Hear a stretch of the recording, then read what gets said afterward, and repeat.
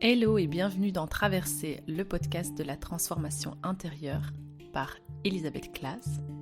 Elisabeth, c'est moi, je pratique la thérapie énergétique et vibratoire pour vous aider à vous reconnecter à vous et transformer votre vie.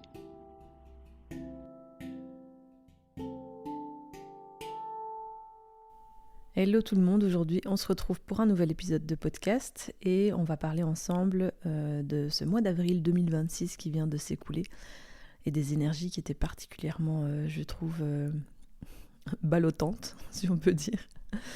En tout cas, ça a décoiffé, je trouve, et je l'ai ressenti moi-même et je l'ai aussi ressenti chez les autres autour de moi. C'était d'un côté une énergie qui était géniale parce que ça mettait plein de choses en mouvement, ça faisait naître plein d'envies, de curiosité, d'envie de projet, de faire bouger les choses, de mettre en place des nouvelles choses, etc. Et d'un autre côté, j'ai trouvé que c'était vraiment beaucoup.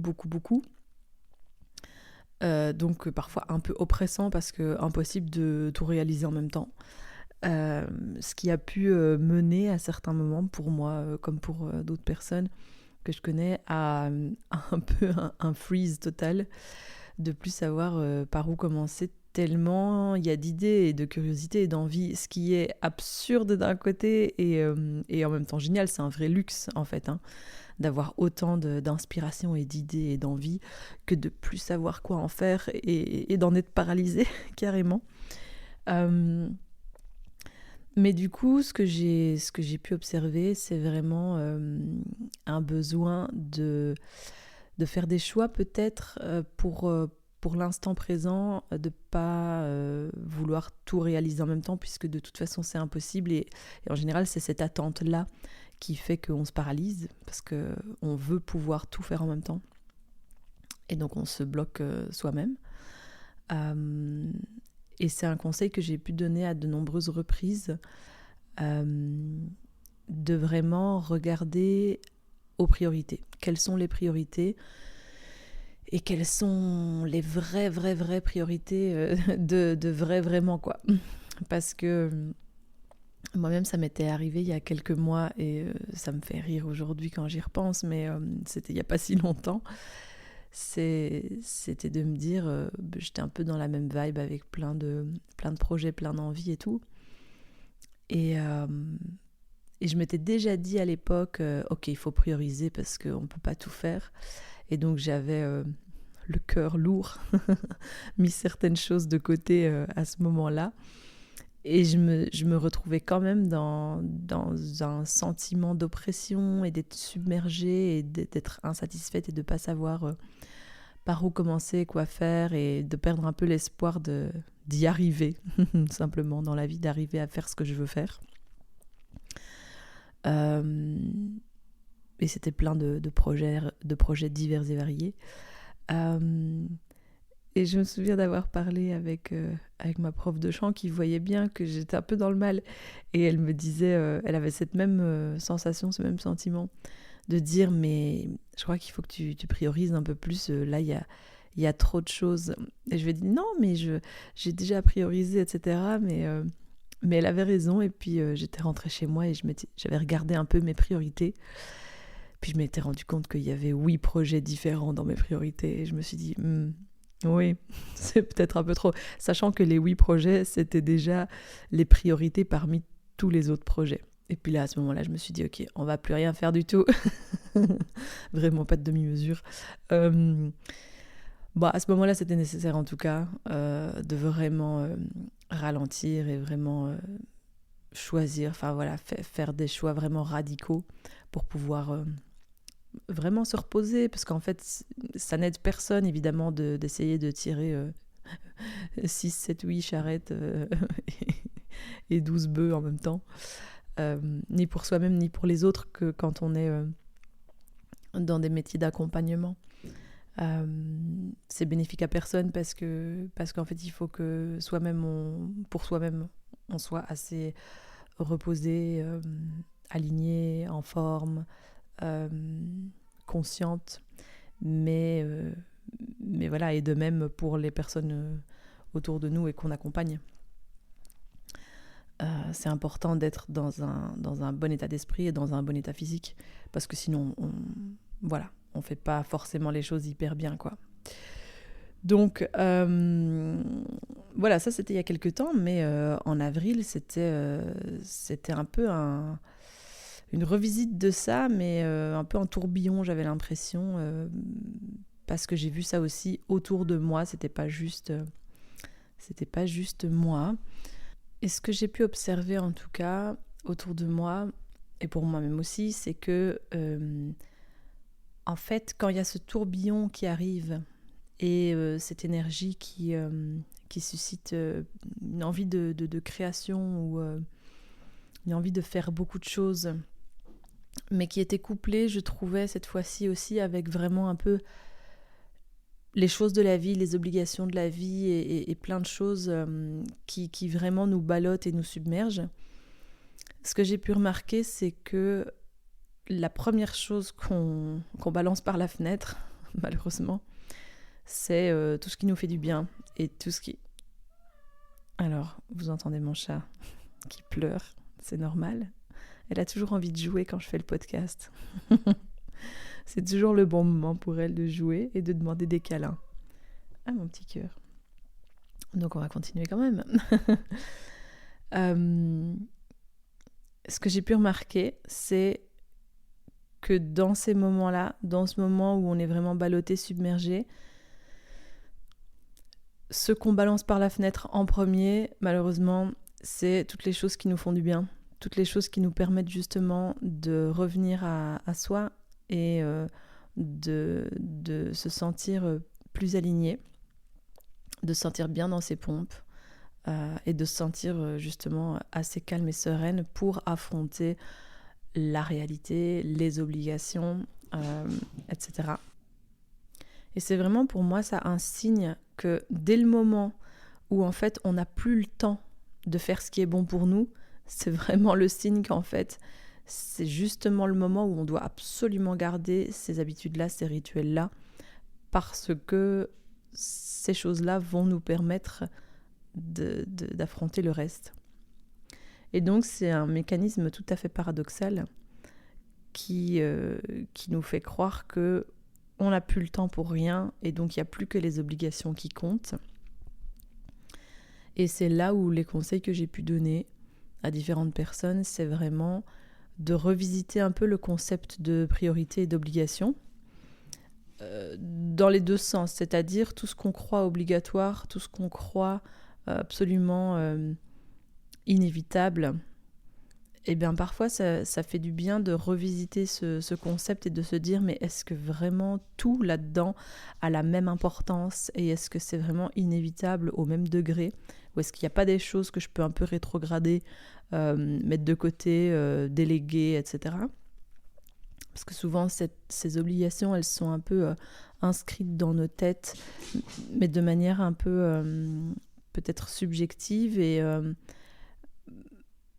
il y a tout à fait moyen en fait de revisiter ça et notamment j'en parlais avec une personne où je disais j'imagine bien ta situation et le sentiment qu'il n'y a pas moyen de faire autrement et pourtant en même temps je peux que imaginer que dans l'histoire de l'humanité il y a eu d'autres personnes dans ta situation par le passé qui ont dû trouver d'autres solutions.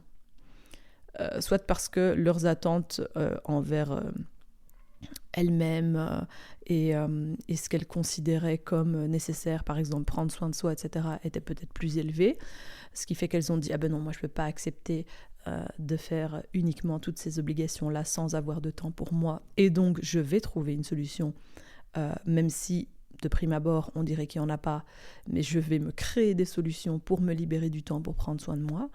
Donc trouver des solutions à certaines obligations qui paraissent inévitables et qui sans doute le sont d'une manière ou d'une autre et parfois effectivement il faut devenir créative mais il y a aussi dans l'autre sens le fait de revisiter les priorités dans ce sens que pour moi aujourd'hui prendre soin de moi, faire des activités qui me font du bien, etc., ça fait aussi partie de mes priorités. Avant, c'était pas le cas. Avant, c'était vraiment que les to-do, vraiment que les obligations de la vie et de la société et tout ce qu'on veut. Et un jour, j'ai décidé qu'il fallait aussi qu'il y ait des choses plaisantes et agréables dans mes priorités. Et que ça doit devenir aussi des choses que je ne peux pas mettre à la trappe. Alors, ça évolue bien sûr avec le temps et les situations par lesquelles on passe. Mais donc, c'est pour ça que je pense que c'est important, de manière régulière, de revisiter ces concepts-là. La manière dont on s'organise, la manière dont on considère certaines choses, et surtout, ne pas hésiter à remettre en question et à devenir créative. Et se dire, bon, de prime abord, je vois pas de solution, mais comment aurait pu faire une autre personne dans la même situation que moi qui n'aurait pas eu d'autre choix que de trouver une solution, par exemple. Et parfois, commencer à écrire des solutions les plus folles sur un bout de papier, ça fait devenir créatif. Notamment si on se dit, j'avais fait cet exercice-là un jour, c'était concernant l'argent. Si on se donne un chiffre obligatoire d'éléments à trouver, mais un chiffre assez grand, du style, l'exercice que j'avais fait, c'était comment, je crois que c'était comment générer un revenu ou comment je peux gagner de l'argent. Et il fallait trouver, 20 ou 50 manières différentes. En fait, plus le nombre est grand, plus ça nous force à ouvrir notre esprit et à devenir vraiment créatif et parfois à écrire des choses totalement absurdes. Mais ça développe une capacité dans le cerveau, ça débloque vraiment quelque chose où on lui dit allez, il faut que tu penses plus loin, quoi. Il faut que tu penses plus loin que ça. Et voilà, les premières idées qu'on a, elles sont plus ou moins classiques. Et à un moment donné, on tombe à court d'idées. Mais il faut continuer. Et là, on commence à vraiment se découvrir des choses auxquelles on n'avait pas pensé, mais qui pourtant étaient là. Et donc, c'est hyper intéressant de faire cet exercice-là. Voilà, que ce soit...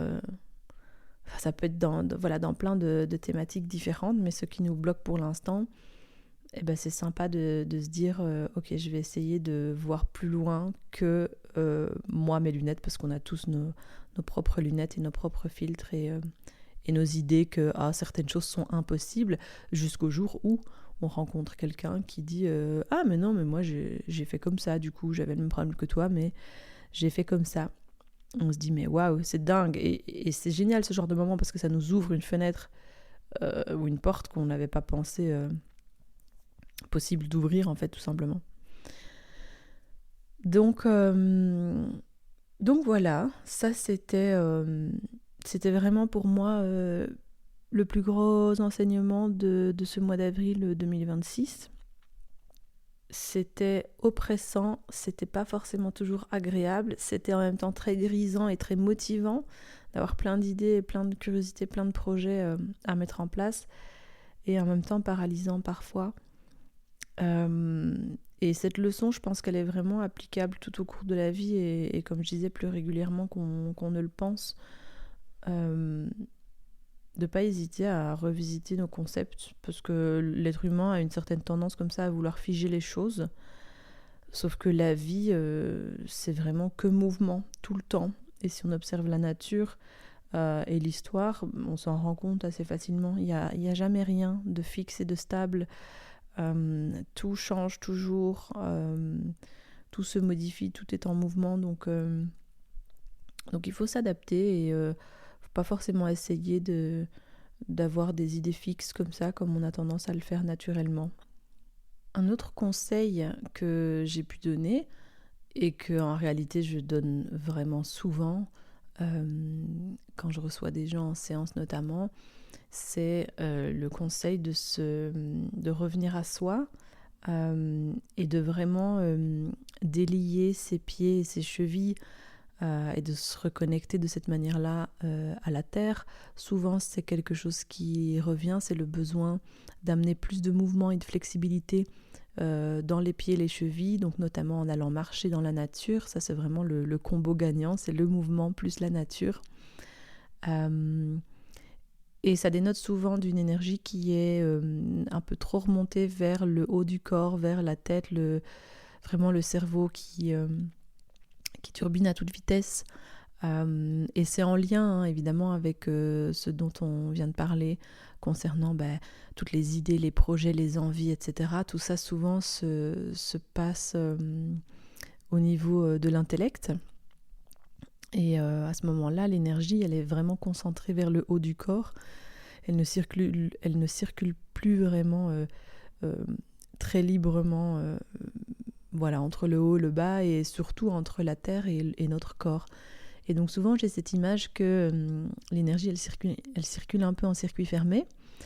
Et il faut réouvrir les portes des plantes des pieds pour faire la vidange et vraiment permettre à l'énergie de redescendre, se recycler dans la terre et de pouvoir surtout puiser de la nouvelle énergie de la terre vers l'intérieur de notre corps par les plantes des pieds. Et donc c'est un conseil que je donne souvent, mais il est vraiment tellement pertinent et tellement efficace. Le mouvement et la nature, ça permet d'une part de vraiment se calmer, respirer, redescendre un peu le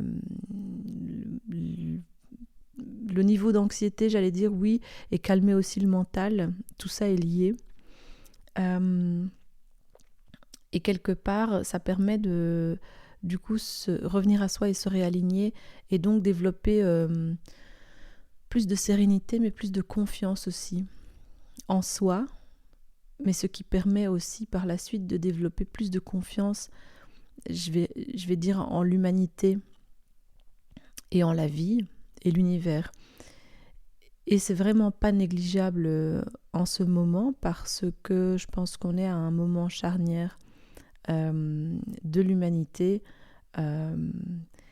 et que c'est vraiment important de pouvoir développer ce sentiment de confiance, voire de foi, vraiment de pouvoir avoir foi en l'histoire, en l'humanité, en l'univers, pour continuer à avancer de manière pertinente et constructive. Parce qu'avec tout ce qui se passe, c'est très vite fait de se demander à quoi bon et quel est le sens de la vie, du monde, de l'humanité, où va-t-on. Ça a l'air vraiment pas de très bon augure, et donc on peut vite baisser les bras malheureusement dans ce contexte-là, et c'est pour ça que se retirer dans le calme, dans la nature, vraiment observer la verdure et la vie qui est en mouvement, comme je le disais, que ce soit les animaux, les végétaux, et de pouvoir se balader, marcher, amener un peu de mouvement, ça permet de calmer un peu ce désespoir-là et ces pensées-là, pour se reconcentrer sur soi d'abord, mais ce qui n'est pas égoïste, parce que comme je le disais, c'est important toujours de d'abord commencer par soi et revenir à soi, pour pouvoir ensuite soit prendre soin des autres, soit rayonner vraiment une énergie, une vibration qui est plus alignée, plus sereine et plus dans la confiance que tout va bien se passer. Et c'est chacun en rayonnant ce genre d'énergie que effectivement les choses vont bien se passer et les choses vont se dérouler d'une meilleure manière. Parce que voilà, finalement, rien de constructif ne peut vraiment être mis en œuvre si ça ne vient pas en réalité du cœur et de l'alignement de qui on est. Donc voilà, ça c'est aussi un autre conseil, c'est vraiment quand c'est possible, mais de nouveau ça revient avec le sujet des obligations et des priorités. En fait, il faudrait en faire une priorité de prendre le temps régulièrement d'aller se balader dans la nature et c'est un temps pour soi, mais quelque part au-delà de ça, c'est vraiment un temps aussi, je dirais, même pour l'humanité, quoi. Parce que ça a un effet ricochet quand on fait quelque chose vraiment pour se sentir plus sereine, plus alignée. euh, on dégage cette énergie-là, ce qui permet aux autres autour de nous aussi de profiter de cette ambiance-là. Ça peut eux-mêmes les aider à se réguler, à se calmer, à se sentir mieux. Et donc, voilà, par ricochet, vraiment agir de la même manière sur leur entourage, etc., etc. Donc voilà, j'espère que ça vous aura inspiré. En tout cas, on se retrouve bientôt pour un nouvel épisode. N'hésitez pas, si ça vous a plu, à donner 5 étoiles au podcast, à vous abonner, à le partager. Et on se retrouve bientôt pour un nouvel épisode.